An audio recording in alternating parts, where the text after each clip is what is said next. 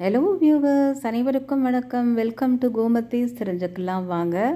இன்றைக்கி நம்ம கருப்பு உளுந்து மாவில் ஒரு உருண்டை பண்ணலாம். இது நவராத்திரிக்கு நம்மளுக்கு ஒரு நைவேத்தியமாக ஆச்சு அண்ட் வெரி ஹெல்தி. இந்த நம்ம விரத காலங்களில் கூட நம்ம இதை வந்து ஒரு உருண்டை சாப்பிட்டோம்னாக்கா பசிக்காது. ஏன்னா பிகாஸ் நிறைய ஃபைபர் இருக்குதுல. எப்படி பண்ணுறதுன்னு பார்க்கலாம் வாங்க. நான் வந்து கருப்பு உளுந்து மாவு 2 கப்பு. கருப்பு உளுந்தை வந்து வாங்கி நல்லா வாஷ் பண்ணிவிட்டு உடனே அது கடாயில் போட்டு நல்லா ரோஸ்ட் பண்ணிடணும். ப்ரௌனாக ரோஸ்ட் பண்ணிவிட்டு அதை வந்து பொடி பண்ணிடுறது. அந்த மாவு தான் இது. இந்த 2 கப்பு மாவில் கொஞ்சம் ஏலக்காய் பொடி சேர்த்துடுறேன். 2 கப்பு மாவுக்கு 1 கப்பு வெல்லம் சேர்க்கலாம். கொஞ்சம் தேங்காய் வந்து பல்லாக கீறி வச்சுருக்கேன். ஏன்னா அந்த மாவில் வந்து நம்ம உருண்டை பண்ணும்பொழுது வாயில் கடிப்படும் போது நல்லாயிருக்கும்.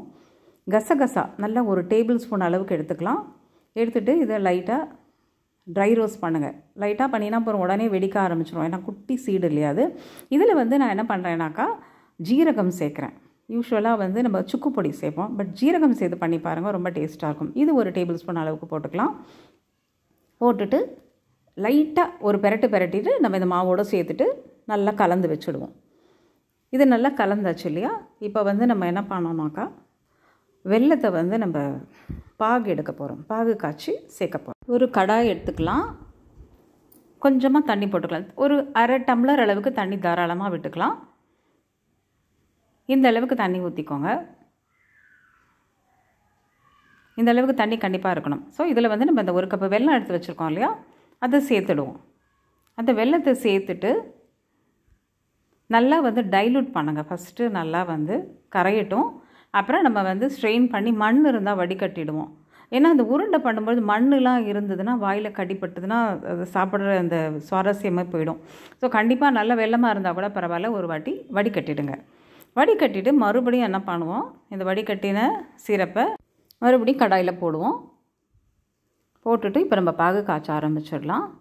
இது கொஞ்சம் நேரம் கிளறிக்கிட்டே இருக்கணும். அடுப்பை வந்து மீடியம் டு லோ வச்சுக்கோங்க. ஏன்னா கொஞ்சமாக செய்கிறோம்.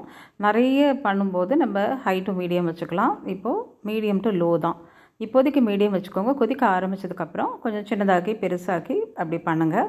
கொஞ்சம் கலக்கி விட்டுட்டே இருங்க. இது இந்த பாகு மட்டும் எடுத்துட்டோன்னா டக்குன்னு லட்டு பிடிச்சிடலாம். இது மட்டும்தாங்க மெயின். நீங்கள் அப்பப்போ கலந்து விட்டுக்கோங்க. அப்புறம் 2 ஸ்பூன் நெய் சேர்க்குறேன். நெய் ரொம்ப தேவைப்படாது. 2 ஸ்பூன் மட்டும் சேர்க்குறேன் நான். சேர்த்துட்டு நல்லா கலந்து விட்டுக்கோங்க. ஒரு சின்ன கிண்ணத்தில் தண்ணி எடுத்து வச்சு அதில் இந்த பாகு கொஞ்சம் கெட்டியான பாருங்கள், அது கரையக்கூடாது. போட்டால் அப்படி நிற்கணும். இது கையில் எடுத்து உருட்டி பார்த்தோன்னாக்கா நல்லா வந்து தக்காளி பழ பதம் அப்படின்னு சொல்லுவாங்க இல்லையா, அது காமிக்கிறேன் பாருங்கள். இந்த மாதிரி கொஞ்சம் அப்படி கரையாது, அட் த சேம் டைம் சாஃப்டாக இருக்கும். கெட்டி பாகு கிடையாது. ஆனால் அது ஞாபகம் வச்சுக்கோங்க. இப்போது நம்ம தேங்காய் பல்லை சேர்த்துட்டு அடுப்பு ஆஃப் பண்ணிவிடுங்க. மாவில் சேர்த்துடலாம். மாவில் சேர்த்துட்டு நல்லா அந்த சூடு இருக்கும் பொழுதே நல்லா கலந்து விட்டுடுங்க. நல்லா மிக்ஸ் பண்ணுங்கள். இந்த மாதிரி லட்டு பண்ணி வச்சு சாப்பிட்டு பாருங்கள். நாள் படமும் இருக்கும், கெட்டும் போகாது. அண்ட் வந்து ரொம்ப நல்லாயிருக்கும். கருப்பு உளுந்தனாலே உங்களுக்கு தெரியும், கால்சியம் இருக்குது, அயன் இருக்குது, ப்ரோட்டீன் இருக்குது, நம்மளுக்கு மெயினாக ஃபைபர் இருக்குது. வெயிட் மேனேஜ்மெண்ட்டில் பண்ணுறவங்களும் வந்து நம்ம டெய்லி ஒரு லட்டு சாப்பிட்டுக்கலாம். நான் வந்து இந்த மாதிரி லட்டு தான் பண்ணி வச்சுப்பேன் எப்போதுமே. இது தீர்ந்ததுக்கப்புறம் ஒரு பயத்தம்பருப்பில் கொஞ்சம் பண்ணி வச்சுப்பேன். அதுக்கப்புறம் ட்ரை ஃப்ரூட்ஸில் கொஞ்சம் பண்ணி வச்சுப்பேன், மாறி. இப்போ இந்த மாவு நல்லா கிளறி விட்டதுக்கப்புறம் என்ன பண்ணணும்னா நம்ம வந்து தட்டில் கொட்டிடுங்க. தட்டில் கொட்டிட்டு மறுபடியும் முடிஞ்ச வரைக்கும் அந்த கரண்டியால் கலங்க. கொஞ்சம் கை பொறுக்கிற சூடு வந்ததுக்கப்புறம் நல்லா அழுத்தி எல்லா இடத்துலையும் அந்த வெள்ளைப்பாகு படணும். பார்க்குறதுக்கு உதிரியாக இருக்கிற மாதிரி தான் இருக்கும். பட் அந்த சூடு இருக்குது பார்த்தீங்களா, அந்த சூட்லேயே லட்டு பிடிச்சிடலாம். வீட்டில் 2-3 பேராக இருந்தீங்கன்னாக்கா சுற்றி நின்று கடகடன்னு பிடிச்சிடலாம். ஏன்னா கொஞ்சம் ஆறினா கூட லட்டு பிடிக்க வராது. மேபி நீங்கள் ஒரு 5-6 லட்டு பிடிச்சதுக்கப்புறம் உங்களுக்கு வந்து சூடு ஆறிடுத்துனா வராது. நீங்கள் அது மாதிரி ஆச்சுனாக்கா மறுபடியும் கொஞ்சம் நெய் மட்டும் காய்ச்சி ஊற்றிட்டு நல்லா கலந்துட்டு பிடிச்சிடுங்க. மிச்சம் மாவு ரெடியாக லட்டு பிடிக்க வந்துடும். நீங்கள் இந்த எவ்வளோ ஃபாஸ்ட்டாக பிடிக்கிறீங்க அப்படிங்கிறது தான் இதில் மெயின். ஓகே, லட்டு சூப்பராக ரெடி ஆகிடுச்சு.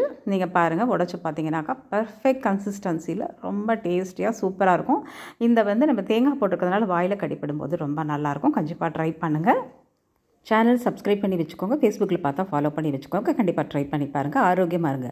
உணவே மருந்து. Health is wealth. Stay healthy viewers. Thanks for வாட்சிங்.